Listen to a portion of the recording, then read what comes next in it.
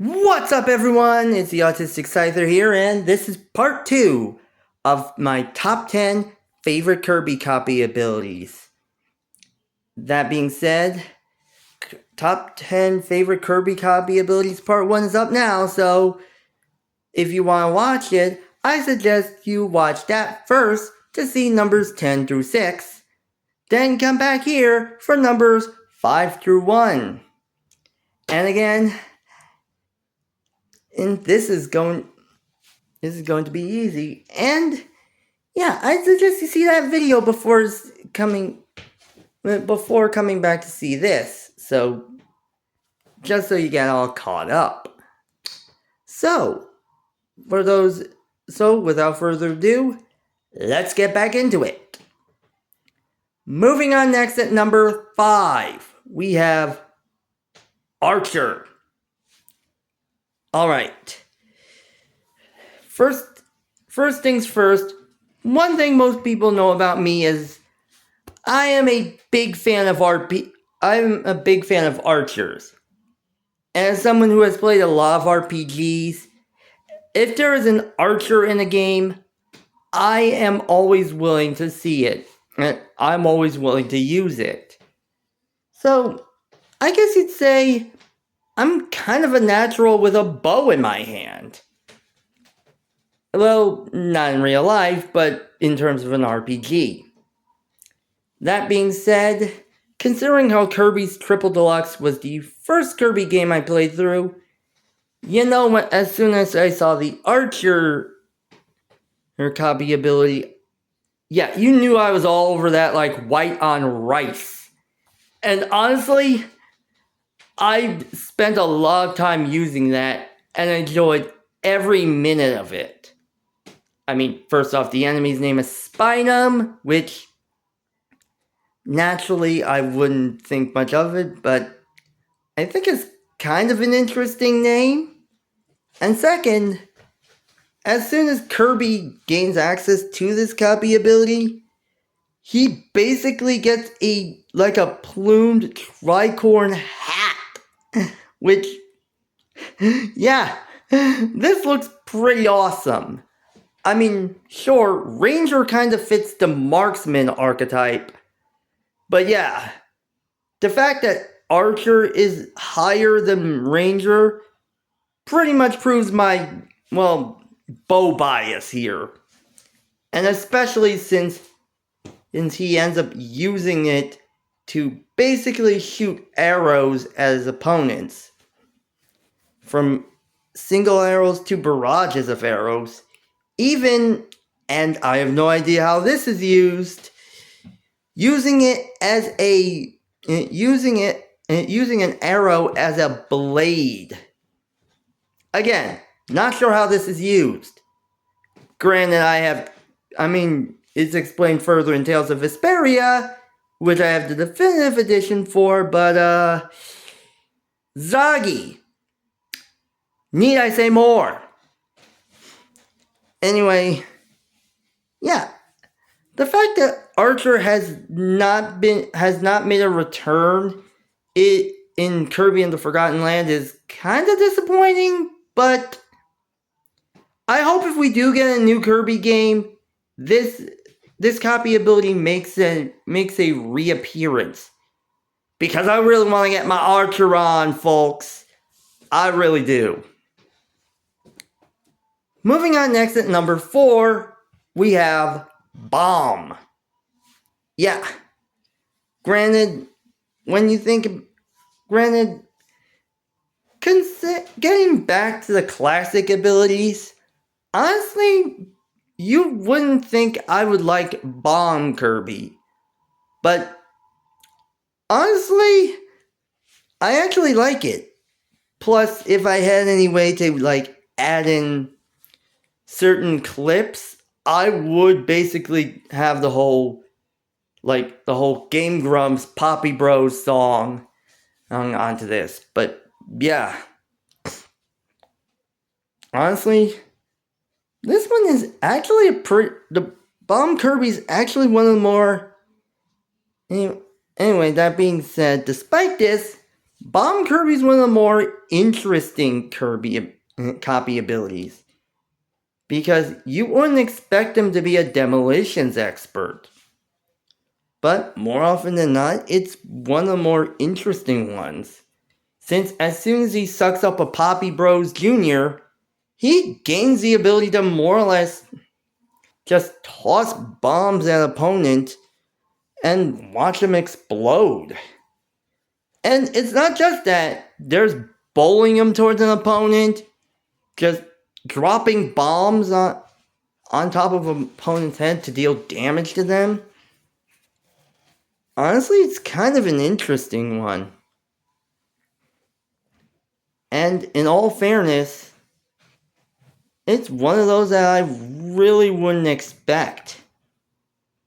But honestly, as much as I like it, honestly, I'd say all the enhanced or different variations on it kind of makes sense. It kind of makes things even better. I mean, with Kirby Planet Robobot, Robobot Kirby becomes the Robobot armor becomes a walking bomb dispensary, which is kind of interesting to say the least. In Kirby 64, the Crystal Shards, Kirby can basically combine it with others to either create missiles or basically attack the opponent with an exploding snowman. Which, honestly, the fact that I would say exploding snowman in this video is something I would never expect to say today, but honestly, weirder things have happened. However, that has to be the best when it comes down to Kirby and the Forgotten Land. Because honestly, I think their enhancements are kind of one of the best. Because you have Chain Bomb, which can allow you to throw multiple bombs and chain them together for a combined explosion, and Homing Bomb, which basically he acts like a heat seeker and just makes a beeline for the nearest enemy before it detonates on contact. Honestly, I don't know where we're going to go from there. But honestly, it's all balls in your court, Sakurai. You got a lot to enhance on for the bomb copy ability. Make us proud. Moving on next at number 3, we have Tornado. Yeah, here's the thing. Tornado made its first appearance in Return to Dreamland, a Kirby game that I have never played in my life. Not even the deluxe version for Switch. So I didn't experience the Tornado copy ability until Kirby and the Forgotten Land. But even with that, honestly, I did not expect an ability which allows Kirby to utilize the powerful wind harnessing ability of a tornado would essentially be as good as it sounds. But honestly, I really do like this ability.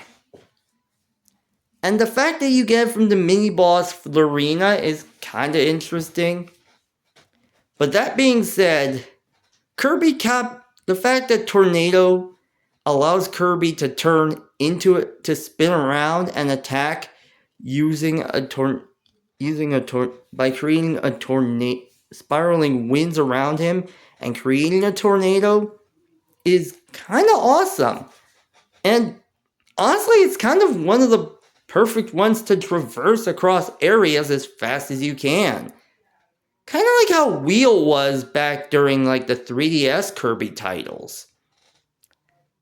If you're wondering why Tornado is on the list while Wheel is, while Tornado's on the list while Wheel isn't, honestly, I'd say Wheel's somewhere, but not exactly at number 10.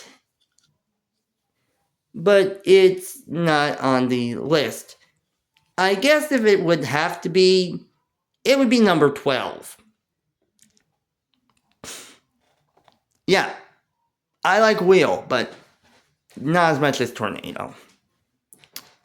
That being said, you gotta admit, when it comes down to it, it has to be Forgotten Lands enhancements that kind of endear Tornado to me.